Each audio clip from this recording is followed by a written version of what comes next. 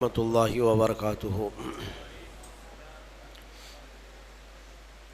الحمد للہ وکفا وسلام علی حبیبہ المصطفیٰ، اما بعد فاعوذ باللہ من الشیطان الرجیم، بسم اللہ الرحمن الرحیم۔ ان اللہ وملائکتہ یصلون علی النبی یا ایہا الذین آمنوا صلوا علیہ وسلموا تسلیما۔ اللہم صل علی سیدنا و مولانا محمد معدن الجود والکرم وآلہ واصحابہ الکرام وابنہ الکریم وبارک وسلم صلاة دائمة سرمدا ابدا بحمدہ تعالی و بکرم مصطفیٰ صلی اللہ علیہ وسلم۔ آج کی اس شب میں قرآن عظیم کے 27 پارے مکمل ہو گئے۔ اللہ کریم بقیہ قرآن کے حصے کو صحیح تجوید سے پڑھنے میں آسانی عطا فرمائے اور آپ سب کو سننے کا ثواب بھی عطا فرمائے۔ میرے عزیزو، آج ہم نے کئی سورتوں کی تلاوت کی ہے، جس میں سورہ طور، سورہ نجم، سورہ قمر، سورہ رحمان، سورہ واقعہ اور سورہ حدید بڑی اہم سورتیں ہیں۔ ہر ایک کی اپنی فضیلت ہے، اور ان میں سورہ رحمان کو زینت القرآن کہا گیا ہے۔ پورے قرآن کی یہ زینت ہے۔ تمام سورتوں میں اس سورے کی جو زینت ہے وہ اپنی جگہ پر ہے۔ اس میں اللہ عز و جل نے اپنے بندوں سے مخاطب بار بار ارشاد فرمایا، فَبِأَيِّ آلَاءِ رَبِّكُمَا تُكَذِّبَانِ۔ اس میں مخاطب جو ہیں دو لوگ ہیں، جنات بھی ہیں اور انسان بھی ہیں۔ دونوں کو خطاب کیا جا رہا ہے کہ اے جنات اور اے انسانوں، تم اپنے رب کی کون کون سی نعمتوں کو جھٹلاؤ گے؟ اس آیت کو 30 سے زیادہ مرتبہ دہرایا گیا سورہ رحمان میں۔ میرے عزیزو، میرے آقا صلی اللہ تعالیٰ علیہ وسلم ارشاد فرماتے ہیں اپنے صحابہ سے کہ میں نے یہ سورہ جنات کے سامنے تلاوت کی تو وہ سن کر کے تم سے بہتر جواب دیتے تھے، یعنی رو پڑتے تھے، اور ہر آیت پر یہ کہتے کہ اے اللہ، ہم تیری کسی نعمت کو نہیں جھٹلاتے، ناشکری نہیں کرتے۔ میرے عزیزو، اللہ تبارک و تعالی اپنے بندوں سے جو سب سے زیادہ پسند فرماتا ہے جو چیز، وہ شکر ہے۔ اور شیطان اگر سب سے زیادہ کسی چیز سے تمہیں دور کرتا ہے تو اللہ کے شکر سے ہی، کیونکہ اس نے چیلنج کیا ہے اللہ تعالیٰ کی بارگاہ میں۔ آیت کا حصہ میں آپ کے سامنے عرض کرتا ہوں۔ اللہ تبارک و تعالیٰ سے اس نے کہا، لَأَقْعُدَنَّ لَهُمْ صِرَاطَكَ الْمُسْتَقِيمَ ثُمَّ لَآتِيَنَّهُمْ مِنْ بَيْنِ أَيْدِيهِمْ وَمِنْ خَلْفِهِمْ وَعَنْ أَيْمَانِهِمْ وَعَنْ شَمَائِلِهِمْ وَلَا تَجِدُ أَكْثَرَهُمْ شَاكِرِينَ۔ اللہ تعالیٰ سے چیلنج کرتے ہوئے کہتا ہے شیطان کہ مولا، تیرے راستے پر میں بیٹھ جاؤں گا، سیدھے راستے پر، جو بھی اس پر چلے گا سیدھے راستے پر، میں کبھی اس کے دائیں جانب سے، کبھی بائیں، کبھی سامنے سے، کبھی پیچھے سے آ کر اسے ایسا ورغلاؤں گا کہ اے رب، تو اپنے بندوں میں شکر کرنے والے نہیں پائے گا۔ شیطان بھی کس چیز کی وہ کر رہا ہے چیلنج میں؟ شکر کرنے والے نہیں پائے گا مولا تو۔ اور اللہ نے قرآن میں فرمایا، وَقَلِيلٌ مِّنْ عِبَادِيَ الشَّكُورُ، میرے بندوں میں شکر کرنے والے بہت کم ہیں، بہت کم ہیں۔ اب جب رحمان فرما رہا ہے تو پھر یہ جو انسانوں کی تعداد ہے، کوانٹیٹی ہے، اس میں اگر پرسنٹیج نکالا جائے تو وہ انگلیوں میں گنے جاتے ہیں جو شکر کرنے والے لوگ۔ شکر اس کی اللہ تبارک و تعالیٰ نے فرمایا، تم اگر شکر کرو گے، لَإِن شَكَرْتُمْ لَأَزِيدَنَّكُمْ، میں زیادہ دوں گا، وَلَإِن كَفَرْتُمْ إِنَّ عَذَابِي لَشَدِيدٌ، اور اگر تم ناشکری کرتے ہو میری نعمتوں کی تو پھر سمجھ لو کہ میرا عذاب بہت ہی سخت ہے۔ اللہ عز و جل اس چیز کو سخت ناپسند کرتا ہے کہ اس کی نعمتوں کا کوئی ناشکری کرے۔ اسی لیے میرے عزیزو، اللہ کے حبیب صلی اللہ تعالیٰ علیہ وسلم جب دعا کرتے تھے تو یوں یہ عرض کرتے تھے کہ مولا تو اپنے شکر گزار بندوں میں میرا شمار فرما. سمجھ رہے آپ؟ صبر آسان ہے اور شکر مشکل ہے، صوفیہ نے فرمایا. حالانکہ شکر میں کیا کرنا کیا ہے، صبر دیکھا جائے تو کٹھن ہوتا ہے، برداشت کرنا ہوتا ہے. مصیبت آئی خاموش رہنا ہے، کسی چیز کی کمی ہو گئی خاموش رہنا ہے، یہی تو صبر ہے. گناہ کی خواہش ہوئی لیکن نہیں کیا، یہی صبر ہے. صبر دیکھا جائے تو مشکل ہے، لیکن صوفیہ کرام فرماتے ہیں صبر سے زیادہ مشکل شکر ہے. شکر ہے. وہ کیسے؟ کہا کہ اس لیے کہ جب خوشیاں آتی ہیں تو عام طور پر انسان ہر چیز بھول جاتا ہے، اسے یاد ہی نہیں رہتا کہ دینے والے کا مجھے شکر بجا لانا چاہیے، وہ بھول جاتا ہے. یہی تو ہم نے دیکھا ہے. آپ تھوڑا سا تجزیہ کر کے دیکھ لیں اپنی زندگی میں، تھوڑا غور و فکر کر کے دیکھ لیں. ہمارے گھروں میں بھی جو کچھ بھی ایکٹیویٹیز ہوتی ہیں، جو معمولات چلتے ہیں، اگر گھر کے اندر کوئی مصیبت آئی تو آپ فاتحہ کروائیں گے، قرآن پڑھوائیں گے. میت ہو گئی تو کیا کریں گے؟ سب سے پہلے قرآن پڑھواتے ہیں. کسی کی بیماری ہو گئی، نزا کا وقت آیا، کسی کو بلایا، آپ قرآن پڑھوا رہے ہیں. بہت سخت بیمار ہے، پانی پڑھ کر کے پھکوا رہے. یہ ساری مصیبتوں کے وقت آپ قرآن یا عبادت کی طرف جا رہے ہیں، سجدہ کر رہے ہیں. لیکن کبھی شادی ہو رہی ہے گھر میں، بچے کا عقیقہ ہو رہا ہے، ولیمہ ہے، منگنی ہے، ان سب مواقع پر جو خوشیوں کے ہیں، کب قرآن خوانی ہوتی ہے؟ کب قرآن پڑھا جاتا ہے؟ کیا رب ذوالجلال کی بارگاہ میں پہلے سے کوئی شکرانے کی محفل ہوتی ہے؟ بہت کم دیکھا گیا. موت پر، غم پر، بیماری پر دعائیں مانگی تو ضرور جاتی ہیں، قرآن پڑھا تو جاتا ہے، لیکن خوشیوں کے موقع پر بندہ بھول جاتا ہے. اسی لیے صوفیہ اکرام نے فرمایا شکر جو ہے یہ مشکل ہے، اور منافق شکر نہیں کر سکتا. یہ مومن کو عطا کی ہوئی نعمت ہے شکر کرنا. شکر کیسے کریں گے آپ؟ شکر کرنے کا، شکر کے بہت سارے طریقے ہیں. صرف یہ نہیں ہے کہ زبان سے کہہ دیا الحمدللہ، بلکہ تمہارے ہاتھ و پیر بھی شکر بجا لاتے ہیں، تمہاری زبان بھی اور تمہارا دل بھی. تینوں طریقے ہیں شکر کے. کسی کی زبان چلتی ہی نہیں تو کیا وہ شکر گزار نہیں ہے؟ لیکن اگر اللہ رب العزت کے حوالے اپنے آپ کو کر دیا، دل سے وہ کہتا ہے کہ مولا میرا کچھ نہیں، سب تیرا ہے، وہ دل سے کہہ رہا ہے، اس کے دل کا شکر ہے. وہ ہاتھ اور پیر اگر عبادت کے لیے اٹھاتا ہے تو یہ ہاتھوں اور پیروں کی طرف سے اللہ کا شکر ہے، اور پھر زبان سے اگر کہتا ہے تو یہ زبان کا شکر ہے. الحمدللہ. اور میرے عزیزو، اللہ تبارک و تعالیٰ کو شکر ہی پسند ہے، اور شکر کا جو سب سے بہترین لفظ ہے وہ کیا ہے؟ شکر کرنے کا اللہ کا سب سے بہترین لفظ کیا ہے؟ الحمدللہ. یہی ہے نا. آپ کو عادت ڈالی گئی ہے کہ کسی نے بھی اگر آپ سے پوچھا کہ طبیعت کیسی ہے تو آپ کیا کہتے ہیں؟ الحمدللہ. چاہے سر درد ہو ہی رہا ہو لیکن آپ کہتے ہیں الحمدللہ. یہ شکر کرنے کا سب سے بہترین لفظ کیا ہے؟ الحمدللہ. اب میں آپ کو بتاتا ہوں یہ سب سے بہترین لفظ ہے، اسی لیے دیکھو کہ اللہ نے اپنی کتاب، آخری کتاب قرآن بھی اپنے حبیب پر اتارا تو اس کا سب سے پہلا ورڈ کیا رکھا؟ الحمدللہ. الحمدللہ سے پورا قرآن شروع ہوا. پھر تم اگر مولا کی بارگاہ میں عبادت کے لیے کھڑے ہوئے، نماز کے لیے رکعت باندھے، امام اگر کہیں سے جہر میں شروع کیا تو کہاں سے؟ نماز میں بھی اگر امام قرات شروع کرتا ہے تو کہاں سے شروع کرتا ہے؟ الحمدللہ سے ہی شروع کرے گا. میرے عزیزو، اتنا ہی نہیں بلکہ روایتیں ملتی ہیں کہ آدم علیہ السلام کو جب پیدا کیا گیا اور ان کے جسم میں روح ڈالی گئی، آپ کو چھینک آئی، سب سے پہلے آپ کی زبان سے نکلا الحمدللہ. اس سے اندازہ کرو کہ میرا مولا شکر پسند کرتا ہے، شکر پسند کرتا ہے.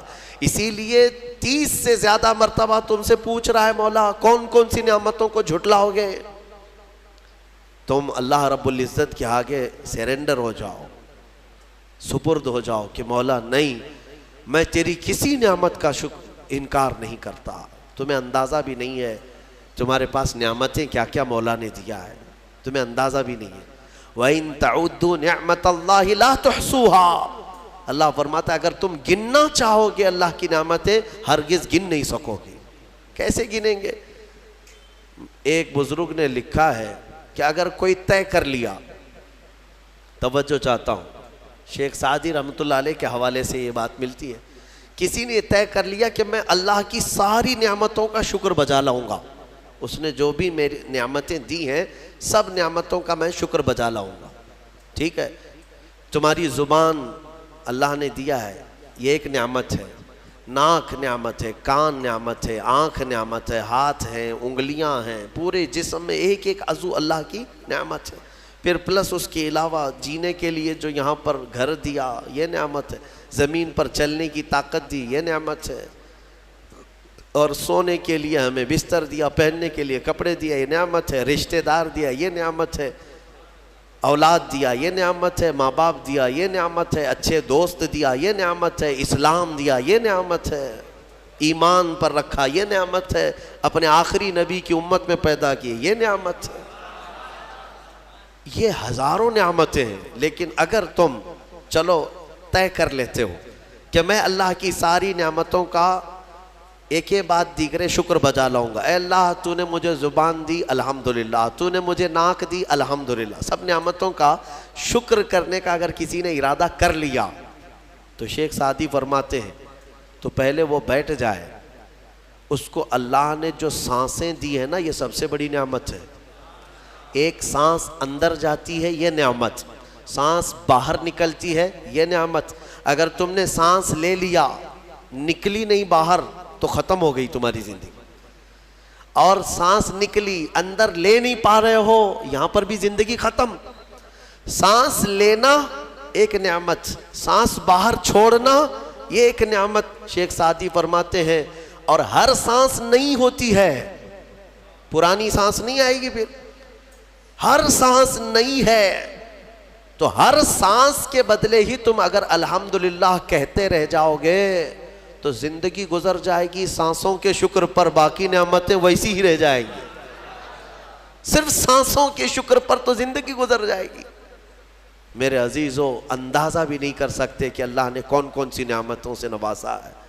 تمہیں پتہ ہے میں ایک مرتبہ اس چیز کو بھی پڑھا تھا کہ اگر تمہیں سانس خرید کر کے لینا پڑ جائے، ہاسپٹل میں جا کر کے دیکھو آکسیجن کا ایک سلنڈر جو کبھی مریضوں کو لگایا جاتا ہے کتنی قیمت کا ہوتا ہے، دن بھر میں وہ کتنے سلنڈر سانس کھینچتا ہے۔ اس اعتبار سے اگر تمہاری زندگی 60 سال کی ہوئی اور 60 سال تمہیں آکسیجن خرید کر کے لینا پڑا تو تقریباً اس کی قیمت جو ہے کئی 100 کروڑ میں چلی جاتی ہے۔ ایک اندازے کے مطابق 50 سے 60 کروڑ کا آکسیجن تمہیں لگ جاتا ہے، تو کیا یہ ہر آدمی کیپیبل ہے اپنی سانسوں کو پیسے سے خرید سکے گا؟ اور رب ذوالجلال نے تمہارے لیے اتنی آسانیاں کی ہیں کہ سانس ایسا نہیں ہے کہ فلاں شہر میں ملتی ہے جا کر کے لائیں اور پھر کھینچیں، تم جہاں ہو تمہاری ناک کے قریب ہوائیں کیا ہے۔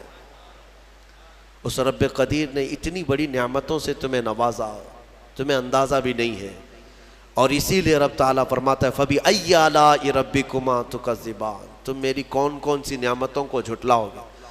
حاتم اصم ایک بزرگ ہے، حضرت حاتم خلیفہ ہارون رشید کے زمانے کے ہیں۔ خلیفہ ہارون رشید کے زمانے میں بادشاہ نے ایک مرتبہ ان کو طلب کیا اور پوچھا کہ کچھ نصیحت کیجیے آپ مجھے۔ وہ اکثر بڑے بڑے علماء کو دربار میں بلاتا اور نصیحت حاصل کرتا۔ حضرت حاتم اصم رضی اللہ تعالیٰ عنہ نے بادشاہ سے ایک سوال کیا کہ ہارون اگر تمہارے ساتھ ایسا ہو جائے زندگی میں اور پیاس کی شدت ایسی ہے کہ تم بلک رہے ہو، اگر تم کو کوئی ایک گلاس پانی دینا چاہے اور وہ پیسوں میں دینا چاہے، اور اس آدمی کے علاوہ کسی کے پاس پانی نہیں ہے، تم ایسی جگہ پر پہنچ گئے ہو جنگل میں یا صحرا میں، تو تم اس کو کتنے پیسے دے کر خرید سکتے ہو؟ ایک گلاس پانی وہ بہت بڑی قیمت لگا رہا ہے، تم کو اگر بہت شدت کی ضرورت ہے تو تم کتنا مال دے کر کے خریدو گے؟ خلیفہ ہارون رشید نے کہا میں اپنی آدھی سلطنت بھی دینے کو تیار ہو جاؤں گا ایک گلاس پانی، کیونکہ ضرورت ہے انسان کی، جان بچانا ہے۔ تو حاتم اصم نے کہا ٹھیک ہے، تمہیں پانی تو مل گیا، کبھی ایسا ہوا تمہاری زندگی میں تم نے پانی تو پی لیا، پیٹ بھر کر پی لیا، پیٹ بھر کر کے، لیکن پانی اب نکلتا نہیں ہے، باہر نہیں نکلتا پانی، کوئی صورت ہی نہیں ہے کہ تمہارا پانی باہر آئے، پیشاب بند ہو چکا ہے۔ کوئی ایک حکیم ایسا ہے جو تم سے یہ کہے کہ میں تیرے پیٹ کا پانی باہر نکال دوں گا تو تو اسے کتنی قیمت دے گا؟ ہارون رشید نے کہا اس کو بھی میں اپنی آدھی سلطنت دے دوں گا، میرا پانی نکالتا ہے۔ تو حضرت حاتم اصم نے فرمایا ہارون تیری پوری سلطنت کی قیمت ایک گلاس پانی کے برابر ہے، اگر نہ ملے تو آدھی سلطنت، اور مل جائے نکالنے کے لیے آدھی سلطنت، تو سوچ وہ رب ذوالجلال بغیر کسی قیمت کے روز تجھے پلاتا بھی ہے اور روز تیرے سے نکالتا بھی ہے، کتنی بڑی نعمت ہے تیرے لیے۔ میرے عزیزو، میں آپ کو ایک چیز بتاتا ہوں، میرے آقا صلی اللہ تعالیٰ علیہ وسلم نے اپنی امت کو سب سے زیادہ اگر دعائیں سکھائی ہیں تو وہ شکر کی دعائیں، شکر کی دعائیں تلاش کر لینا، یہ میرے مطالعے کے اعتبار سے میں آپ کو بتا رہا ہوں۔ آپ روزمرہ کی زندگی میں جو چیز بھی کرتے ہیں اس میں اللہ کا شکر ہے، میرے آقا نے سکھایا۔ آپ کھانا کھانے کے لیے بیٹھ رہے ہیں، بسم اللہ پڑھ کر کے شروع کیے، کھانا ختم ہونے کے بعد میرے آقا نے سکھایا ہے الحمدللہ الذی اطعمنا وسقانا وکفانا وجعلنا من المسلمین۔ کیا ہے؟ تمام تعریفیں اس اللہ کے لیے، شکر ہے اس مولا کا جس نے ہمیں کھلایا پلایا اور ہمیں ہدایت دیا اور مسلمان بنایا۔ کھانے کے بعد بھی میرے آقا نے یہی سکھایا، کھانے کے بعد تمہیں کرنا کیا ہے؟ یہی ہے۔ اچھا، اور نیند لگ رہی ہے، سونے کے وقت کہا بسم اللہ پڑھ کر کے سو جاؤ، لیکن سو کر کے اٹھتے ہو اگر نیند کھلتی ہے تو میرے آقا فرماتے ہیں یہ پڑھو الحمدللہ الذی احیانا بعد ما اماتنا۔ الحمد سے ہی شروع ہے، تمام تعریفیں اس اللہ کے لیے جس نے ایک موت کے بعد مجھے دوبارہ اٹھایا ہے۔ ہاں، آپ کیا سمجھتے ہیں؟ نیند جو ہے موت کی بہن ہے، اگر کوئی سویا مولا چاہے تو اس کی آخری نیند ہو سکتی ہے۔ بہت سارے ایسے ہیں جو سوئے اور پھر اٹھ ہی نہیں سکے۔ نیند کی حالت ایسی ہوتی ہے کہ وہ آدھی موت کے برابر ہے، اس کو خبر نہیں ہوتی، اسی میں وہ چلا بھی جا سکتا ہے، اور پھر جب تمہیں بیدار کرتا ہے مولا تو یہ نعمت ہے، بہت بڑی نعمت ہے کہ تمہیں موت کے منہ میں لے جا کر واپس لے آیا۔ جب بھی تم اٹھتے ہو میرے آقا نے فرمایا شکر بجا لاؤ، شکر ہے اس اللہ کا، تمام تعریفیں اس اللہ کی۔ بعد ما اماتنا احیانا بعد ما اماتنا، ہمیں موت دینے کے بعد دوبارہ اٹھایا ہے، اس اللہ کا شکر ہے۔ سو کے اٹھو تو الحمدللہ۔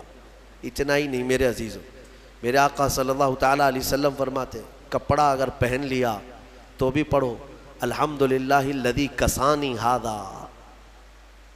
تمام تعریفیں اس اللہ کے لیے جس نے مجھے یہ جوڑا پہنایا۔ ہاں، ورنہ اگر مولا تعالیٰ نہ چاہے تو کسی جسم پر کپڑا بھی نہیں آئے گا، وہ روز تمہیں پہناتا ہے، تمہارے ستر کو چھپاتا ہے۔ اتنا ہی نہیں، میں آپ کو بتاؤں استنجا کے لیے بھی جاتے ہو، پیشاب کے لیے فرمایا گیا کہ بسم اللہ پڑھ کر کے تو جانا ہے، اور اللہ کی پناہ مانگ کر کے جاؤ، بسم اللہ اللہم انی اعوذ بک من الخبث والخبائث۔ لیکن جب تم استنجا کر کے باہر آتے ہو تو حضور نے فرمایا پھر یہ کہو الحمدللہ الذی اذھب عنی الاذی وعافانی۔ وہاں بھی شکر ہے، کس بات کا شکر ہے؟ تمام تعریفیں اس اللہ کی، اس کا شکر ہے جس نے اذیت دینے والی، تکلیف دینے والی چیز کو میرے جسم سے دور کیا۔ تمہیں اندازہ ہے زہر ہے یہ جو اندر استنجا جمع ہو جائے تو آسانی سے آج پیشاب کر لیتے ہو، آسانی سے آج تم حاجت کر لیتے ہو، پخانہ ہو جاتا ہے، تو اس کو یوں مت سمجھ لینا کہ تمہارا کمال ہے، یہ رب تعالیٰ کی ہزار نعمتوں میں سے ایک نعمت ہے۔ اگر پیشاب تمہارا رک گیا، کڈنی کام کرنا چھوڑ دیتی ہے، آج جاؤ ہاسپٹلوں میں دیکھو ڈائلیسس کی مشینوں پر کتنے مریض سوئے ہوئے ہیں۔ تمہیں پتہ ہے پیشاب اگر نہیں نکلتا تو آج کے زمانے میں نیا ایک علاج ہے، ڈاکٹرز کیا کرتے ہیں کہ پانی جو ہے یہ پیشاب پورا خون میں مل جاتا ہے اور زہر بنتا ہے جسم میں۔ اگر ایک دن پیشاب نہیں ہوا تو پانی تمہارا جسم میں بھر جائے گا، اسی کو کریٹینن کا لیول بڑھنا کہتے ہیں، زہر بھر جاتا ہے۔ اب اس کو نکالیں کیسے؟ باہر آتا نہیں ہے، باہر آتا نہیں ہے۔ ڈاکٹر اس کے لیے ڈائلیسس کی مشین اس کو لٹاتے ہیں، کیا کرتے ہیں؟ بڑی موٹی موٹی 2 سوئیاں یہاں حلق میں ڈالتے ہیں گردن کے پاس، یا پھر ہاتھ سے ایک پائپ جسم کا پورا خون نکالتا ہے اور مشین میں ڈالتا ہے، اور مشین فلٹر کرتی ہے، دوسرے پائپ سے فلٹر کیا ہوا خون اندر جاتا ہے، اور جو پانی ہے وہ مشین نکال کر کے باہر ایک ڈبے میں پھینکتی رہتی ہے۔ میرے عزیزو، میں نے اپنی آنکھوں سے دیکھا ہے ایک بار ڈائلیسس کرنے کے لیے 4 گھنٹے لگتے ہیں، 4 گھنٹے لگتے ہیں، اور کئی مریض ایسے ہیں جن کو ہفتے میں 3 مرتبہ یہ کرنا پڑتا ہے، اور ڈاکٹر ان کو ایک بوتل پانی دیتا ہے، لمیٹڈ پانی پینا، پورے 2 دن میں 1 لیٹر سے زیادہ پانی مت پیو۔ اللہ چاہ کر کے وہ پانی نہیں پی پاتے، چمچ سے پانی پیتے ہیں، ڈھکن سے پانی پیتے ہیں کہ زیادہ ہو گیا تو جسم میں نکلنے کی جگہ نہیں ہے۔ خیر یہ تو ڈاکٹرز نے پیشاب نکالنے کے طریقے تو اپنا لیے میرے عزیزوں، لیکن اگر پخانہ نہیں نکلا تو اب تک اس کے علاج بھی نہیں ملتے۔ کھا لیا آپ نے، اگر یہ غلاظت نہیں نکل پائی تمہارے اندر تو پورے جسم میں یہ زہر بن کر کے پھیل جائے گا، موت کا سبب بن جاتا ہے۔ جب ہم بیت الخلاء میں جاتے ہیں اور پیشاب پاخانہ کر کے نکلتے ہیں تو تمہیں کیا لگتا ہے میرے عزیزو؟ یہ اللہ کی ہزارہ نعمتوں میں سے ایک نعمت ہے کہ اذیت دینے والی چیز کو اس نے ہمارے جسم سے ہٹایا ہے۔ اسی لیے مولا فرماتا ہے فَبِأَيِّ آلَاءِ رَبِّكُمَا تُكَذِّبَانِ، تم میری کون کون سی نعمتوں کو جھٹلاؤ گے؟ اچھا یہ تو نکلنے والی بات میں نے کیا نا، نکلنے والی بات، لیکن تمہیں پتہ ہے تمہیں اگر کھانے کے لیے بھوک نہ لگے تو کچھ نہیں کر سکو گے۔ کھانے کی خواہش ہونا یہ اللہ کی نعمت ہے، بھوک لگنا یہ اللہ کی نعمت ہے۔ اچھا یہ بھی میں آپ کو بتا دوں، بھوک لگتی نہیں ہے کسی کو تو یہ مصیبت ہے، کھا ہی نہیں سکتا، بغیر بھوک کے وہ اندر لے بھی نہیں سکتا لقمہ۔ یہ رب تبارک و تعالیٰ کی طرف سے نظام رکھا گیا ہے، وہ بھوک لگتی ہے وہ کھاتا ہے۔ اور ایک بات میں بتا دوں، ایک بڑی بیماری ہے دنیا کی، بھوک تو بہت لگتی ہے، آدمی کھائے جاتا ہے لیکن پیٹ بھرتا نہیں، سیرابی نہیں ہوتی، شکم سیر نہیں ہوتا۔ یہ بیماری ہے ہیضے کی بیماری۔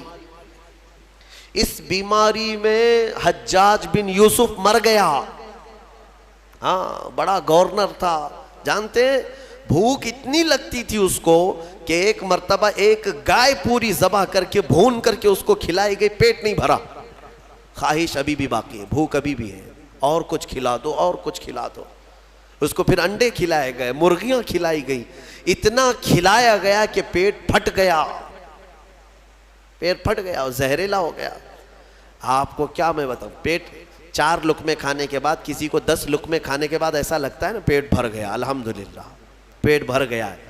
یہ جو شکم سیر آپ کو لگتا ہے یہ اللہ کی نعمت ہے۔ کچھ لوگوں کو یہ بیماری ہے کہ تم ان کو 4 کلو بھی اندر کچھ ڈال دو تو یہاں کی جو چاہت ہے وہ نہیں جائے گی، ہاں خواہش نہیں ختم ہوگی۔ اسی طرح پیاس لگنا اللہ کی نعمت ہے، اور پیاس کا بجھ جانا یہ بھی نعمت ہے۔ سکرات کے وقت میں فرمایا گیا اگر ایک ندی پانی بھی اس کو پلایا جائے تو یہ حلق نہیں سوکھے گا، پیاس باقی رہے گی، اور پانی اور پانی اور پانی۔ تم اندازہ کر سکتے ہو ایک گلاس پانی پینے کے بعد اگر ٹھنڈک لگی، ہاں پیٹ بھر گیا، پیاس بجھ گئی، نعمت ہے اللہ کی یہ۔ اور ایک بیماری یہ ہے کہ اس کے اندر ایک بالٹی پانی بھی ڈال دیا جائے تو حلق نہیں سوکھتا، پیاس بجھتی نہیں ہے، پھر زبان چپکنے لگتی ہے، حلق سوکھنے لگتا ہے، یہ بیماری ہے۔ میرے عزیزوں، میں تو صرف تمہارے جسم کی نعمتیں گنا رہا ہوں، تمہیں اندازہ بھی نہیں ہے۔ ابھی چند دنوں قبل میں نے اپنے بچوں کے سامنے بھی ایک بات عرض کیا تھا۔ میں 1-2 سال قبل شاید ایک مطالعے میں تھا، کسی چیز کی اسٹڈی میں، ایک نئی چیز میرے مطالعے پہ آئی تھی۔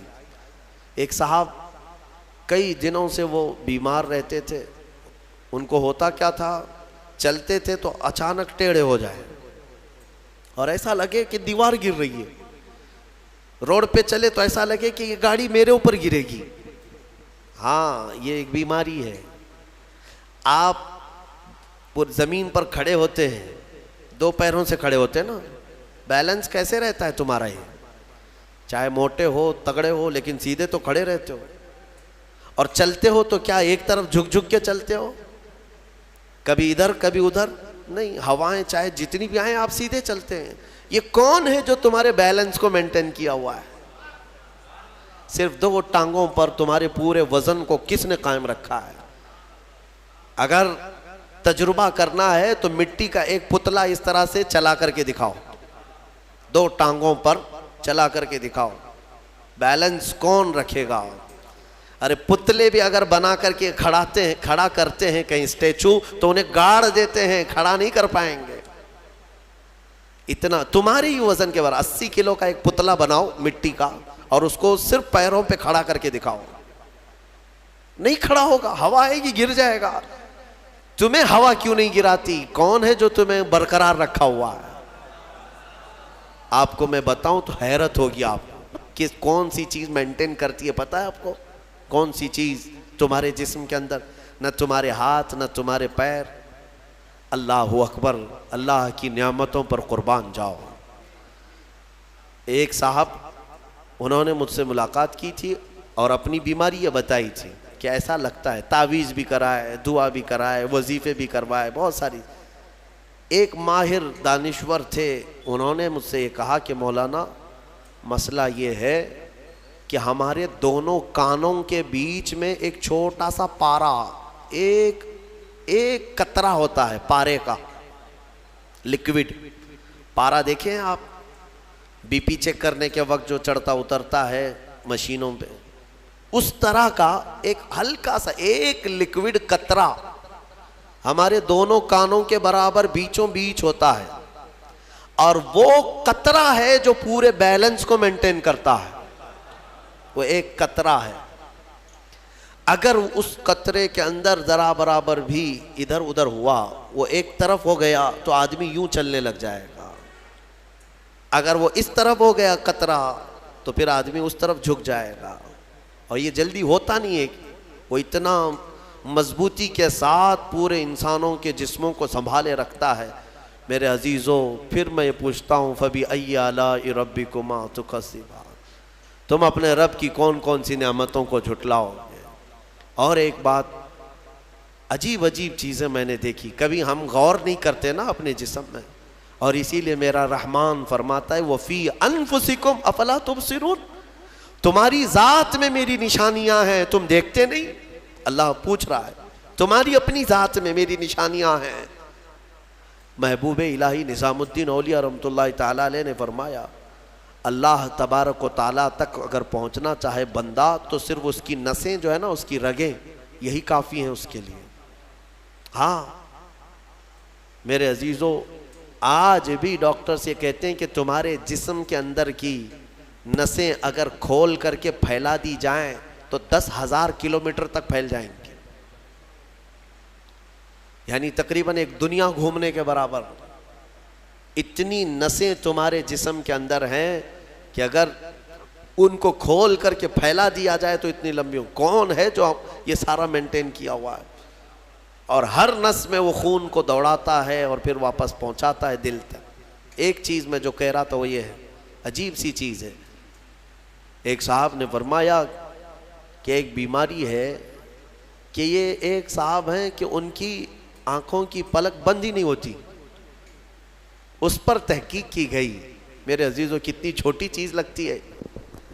آپ پلکیں جھپکاتے ہیں نا، آپ کے اختیار میں نہیں، اور بہت ہلکی سی ہے، یوں کیا بند ہوئی، یوں کیا کھول دیا، آنکھیں بند ہو رہی کھل رہی ہے. آپ کو پتا ہے اس کے اندر کیا چیز ہے؟ کہا کہ ایک بہت ہلکا سپرنگ ہے ان پلکوں کے بھی اوپر. باقی سب جگہ اس طرح اپنے آپ نہیں ہوتے ہیں کہ خود سے جو ہے بند ہو رہی ہو کھل رہی ہو. کان کیا اس طرح کرتا ہے ہمارا؟ اٹھ گیا اپنے آپ، بیٹھ گیا اپنے آپ. یہ ہلکی سی پلکوں کی جو چمڑی ہے نیچے آتی اوپر جاتی، نیچے آتی اوپر جاتی، کیا چیز ہے اس؟ تو ایک صاحب نے ہمیں بتایا کہ بہت ہلکا سپرنگ ہوتا ہے. اگر وہ سپرنگ ختم ہوا کسی کا تو بلڈوزر سے بھی کھینچ کر کے بند نہیں کر سکو گے. ان پلکوں کی چھوٹی سی چمڑی کو کھینچ کر کے بھی بند نہیں کر سکو گے، وہ بند نہیں ہوگی پھر. اسی لیے مردوں کو دیکھو، اگر کسی کی آنکھیں بند نہیں کیا آپ نے موت کے بعد، وہ کھلی رہ گئی، تو پھر آپ گھنٹوں کھینچ کھینچ کے اس کی آنکھ بند کرو، بند نہیں ہوگی، نہیں ہوگی. کیونکہ موت کے بعد یہ سارا حصہ ختم ہو گیا. اور مرے ہوئے آدمی کو آنکھیں بند ہے اس کی، آپ نے بند کیا، پھر اس کے 1-2 گھنٹے کے بعد اس کی پلکیں اٹھا کر کے دکھا دو، کھول کر کے دکھا دو اس کی آنکھیں. سارے لوگ مل کر کے بھی اس کی آنکھوں کی پلکوں کو کھول نہیں سکیں گے. میرے عزیزو ہے تو بہت ہلکی سی چیز، لیکن تمہیں پتہ ہے اس کی معنویت کتنی ہے؟ اس کی معنویت کتنی ہے؟ یہ بات میں کیوں کہہ رہا ہوں؟ ایک صاحب کو یہ بیماری کی وجہ سے، اس بیماری کی وجہ سے وہ پاگل ہو گئے. کیا بیماری تھی؟ کہ پلک جھپک نہیں رہی ہے، بند نہیں ہو رہی ہے. اور بند نہیں ہو رہی ہے تو نیند نہیں آتی. جیسے نیند آئے گی تو آنکھوں کا آٹومیٹک بند ہونا ہے، اور آنکھ بند نہیں ہو رہی تو سوئے گا کیسے؟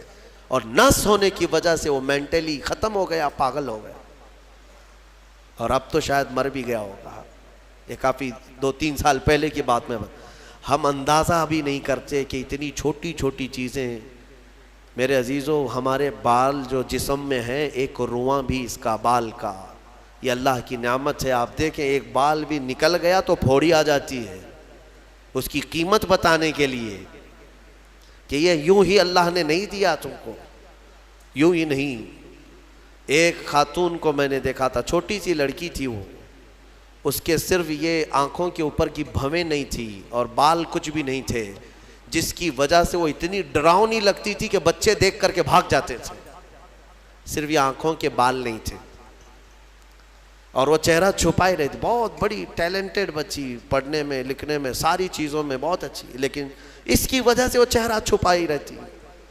اس دن مجھے محسوس ہوا کہ اگر ایک بھی چیز ہماری ادھر ادھر ہو جائے تو انسان کا سارا جمال ختم ہو جاتا ہے. اسی لیے میرے عزیزو اللہ نے جو چیزیں تمہارے پاس آج دی ہیں، شکر بجا لاؤ، اللہ کا شکر بجا لاؤ. اور سورہ رحمان آج تم نے سنا ہے، بار بار مولا کی بارگاہ میں عرض کرو، مولا ہم تیری کسی نعمت کو نہیں جھٹلاتے، ہر نعمت پر تیرا شکر بجا لاتے ہیں. میں اپنی گفتگو کو سمیٹتے ہوئے آخر میں ایک حدیث سنا دیتا ہوں. اللہ کے حبیب صلی اللہ تعالیٰ علیہ وسلم نے ارشاد فرمایا، آج ہی میں نے درس قرآن میں بھی سنایا تھا. حضور اکرم صلی اللہ علیہ وسلم نے فرمایا 3 چیزوں کو غنیمت جانو. 3 چیزوں کے آنے سے پہلے پہلے. وہ 3 چیزیں کیا ہیں؟ توجہ سے سنو. میرے آقا فرماتے ہیں جوانی ہے تو غنیمت جانو بڑھاپا آنے سے پہلے. جوانی کو غنیمت جانو بڑھاپا آنے سے پہلے. اس لیے کہ بڑھاپے میں جو کچھ ہوتا ہے وہ پھر وہ بوڑھوں کو معلوم ہے. ساری چیزیں ایک کے بعد دیگرے رخصت ہونے لگ جاتی ہیں. وہ طاقت نہیں، وہ قوت نہیں. بڑھاپے میں بہت خواہش تو ہوتی ہے کرنے کی لیکن کر نہیں سکتا، اسی لیے جوانی کو غنیمت جانو اے نوجوانوں، عیاشی میں برباد کرو گے تو پچھتاؤ۔ دوسری چیز میرے آقا فرماتے ہیں آج صحت ہے تو صحت کو بیماری سے پہلے غنیمت جانو، بیمار ہونے سے پہلے دیکھو اپنے ہاتھوں کو پیروں کو، سب صحیح سلامت ہے، آج آنکھ دیکھ رہی ہے، کان سن رہے ہیں، زبان بول رہی ہے، ہاتھ پیر چل رہے ہیں، شکر کرو اللہ کا۔ اس لیے کہ ہم نے دیکھا ہے چند دنوں کے بعد ایسی بیماریاں جکڑ لیتی ہیں، سجدہ کرنا چاہتا ہے لیکن پیر مڑتے نہیں، پیر جام ہو گئے، رکوع کرنا چاہتا ہے کمر جھکتی نہیں۔ آج صحت ہے تمہارے پاس، کل آنکھیں ساتھ چھوڑنے لگ جائیں گی، کان کم سنائی دینے لگ جائیں گے، زبان میں راشا طاری ہونے لگ جاتا ہے، ہکلاہٹ آنے لگ جاتی ہے، چاہ کر کے بھی بہت ساری چیزیں تم کر نہیں پاتے۔ اسی لیے آج صحت ہے، غنیمت جانو اس کو، کوئی بیماری نہیں۔ آج چند ہی دنوں کے بعد دیکھنا کہ شوگر ساتھ، بی پی ساتھ، ایسے ساتھ ہوتے ہیں کہ پھر قبر تک نہیں چھوڑتے۔ ہاں آج صحت ہے، کل کسی کو کینسر ہوا تو پھر وہ جنازے کے ساتھ ساتھ کینسر جاتا ہے، کچھ نہیں کرتے، اور ان بیماریوں میں آنے کے بعد ان کو صحت کے دن یاد آتے ہیں، کاش جب میں اچھا بھلا تھا تو اللہ کی عبادت کرتا، بیمار ہوں کچھ نہیں کر پاتا۔ میں نے آپ کو اس سے قبل بھی بتایا تھا میرے عزیزو، ایک نوجوان کی بات مجھے بار بار وہ جھنجھوڑتی ہے، ممبئی شہر کے رہنے والا نوجوان، 22 سے 24 سال کا، باپ اکلوتے بیٹے کو بہت اچھا پڑھایا تھا، لندن بھیج کر کے پڑھایا تھا، اکلوتا بیٹا، بڑے باپ کا بیٹا ہے، اور 24 سال کی عمر میں اس کو بون کینسر ہو گیا، ہڈیوں کا کینسر ہو گیا، یونیورسٹی میں پڑھا اچھا، اور اس کے بعد پتہ ہی نہیں چلا، اچانک 3rd سٹیج پہ پتہ چلا، پھر 6 مہینے شاید علاج کے لگے ہوں گے، ڈاکٹروں نے کہا کہ اس کو گھر لے جاؤ، اب کچھ نہیں ہوتا۔ گھر آیا تھا، اس کی ہڈیاں گل گئی تھی۔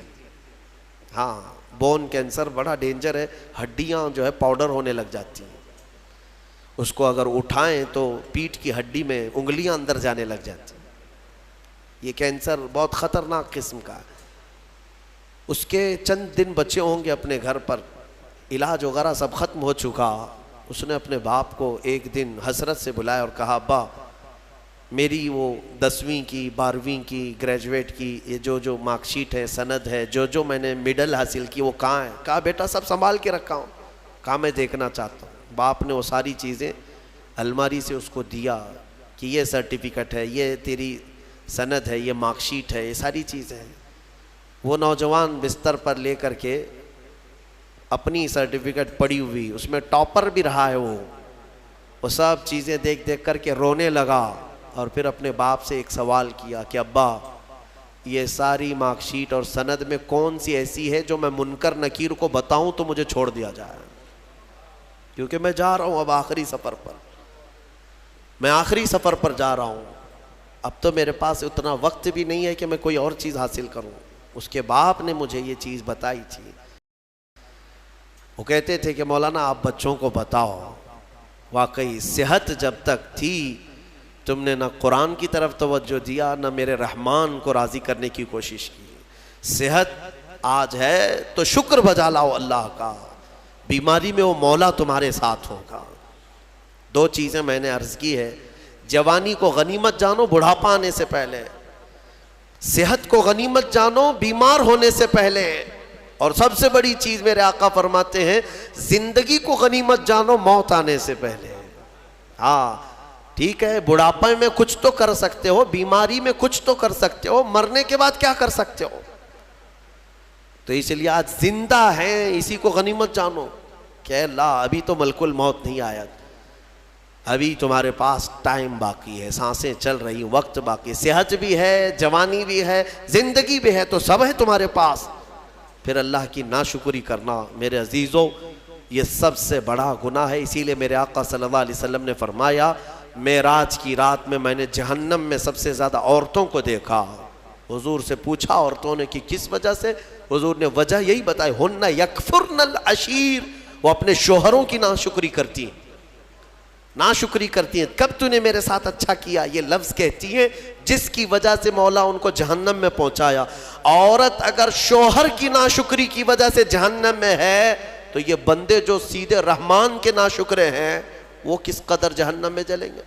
اسی لیے میں ڈراتا ہوں اس بات سے کہ اللہ رب العزت کا شکر بجا لاؤ. جیسا رکھا ہے اس نے بہت ہے, بلکہ دیکھا جائے تو ہماری حیثیت سے زیادہ اس نے عطا کیا ہے. شیخ سعدی رحمۃ اللہ تعالیٰ علیہ کی وہ بات یاد آتی ہے, ان کی چپل گم ہو گئی تھی, کانٹے اور کنکر چبھنے لگے, مسجد میں آئے سجدے میں رونے لگے, سفر میں ہوں مولا میری حیثیت ہی نہیں ہے کہ اب میں چپل بھی خرید سکوں, میں اتنا غریب اور مفلس ہو گیا ہوں. باہر نکلے تو دیکھا ایک آدمی پیر کٹا ہوا بیٹھا تھا جس کے دونوں پیر نہیں تھے. تو واپس گئے اور اللہ کا شکر بجا لانے لگے, اے مولا میری تو چپل ہی نہیں ہے, اس کے پاس پہننے کے پیر بھی نہیں ہے. اسی لیے اپنے سے چھوٹوں کو دیکھو اور شکر بجا لاؤ. ہاں میں اپنے نوجوانوں سے اسی لیے کہتا تھا کہ کبھی کبھار ہاسپٹل وزٹ کرو, جاؤ کینسر کے پیشنٹ کو دیکھو, وہاں پر کبھی چہرہ سڑا ہوا ہے, کسی کا گلا سڑا ہوا ہے, کہاں کہاں کیا کیا. میں جاتا ہوں کبھی تو وہ دیکھتے ہی رونے لگ جاتے ہیں. میرے عزیزوں وہ موت و حیات کے بیچ میں موجود ایک لاش کی طرح پڑے رہتے ہیں. تم دیکھو گے تمہیں اپنی صحت پر اللہ کا شکر کرنے کا جذبہ پیدا ہوگا کہ مولا تو نے مجھے ان سب بیماریوں سے محفوظ رکھا ہے. اسی لیے میرے آقا صلی اللہ تعالیٰ علیہ وسلم نے بیماروں کو دیکھ کر, مصیبت زدہ کو دیکھ کر کے بھی جو دعا تعلیم دی وہ کیا ہے؟ اللہ تعالیٰ نے, اللہ کے حبیب نے یہی دعا سکھائی, الحمدللہ الذی فضلنا علی کثیر ممن خلق تفضیلا, الحمدللہ الذی عافانی مما ابتلاک بہ وفضلنی علی کثیر ممن خلق تفضیلا. اے مولا تیرا شکر ہے تو نے مجھے عافیت دی ہے, جس میں تو اس کو مبتلا کر رکھا ہے اس سے تو مجھے بچا کر رکھا ہے, اور سب پر تو نے, اکثر بندوں پر تو نے مجھے فضیلت دی ہے. مولا یہ تیرا شکر ہے.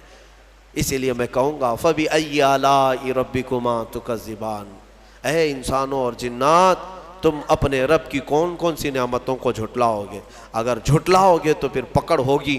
مولا کریم کی بارگاہ میں عرض کرو, مولا ہماری ہر سانس کے بدلے تیرا کروڑ کروڑ شکر و احسان ہے, اور سب سے بڑا تیرا انعام اور تیرا شکر یہ ہے کہ مولا ہمیں لائق نہ ہونے کے باوجود تو نے اپنے محبوب کی امت میں ہمیں پیدا کیا ہے, ایمان دیا, اسلام دیا. اور مولا تیرے دربار میں اتنی التجا ہے کہ اے کریم خدا ہماری آخری سانس بھی تو ہمیں ایمان پہ عطا فرما, تیرے حبیب کے قدموں میں موت عطا فرما, اور جب اٹھائے جائیں تو شکر گزار بندوں میں ہمارا حشر فرما. وآخر دعوانا الحمدللہ رب العالمین.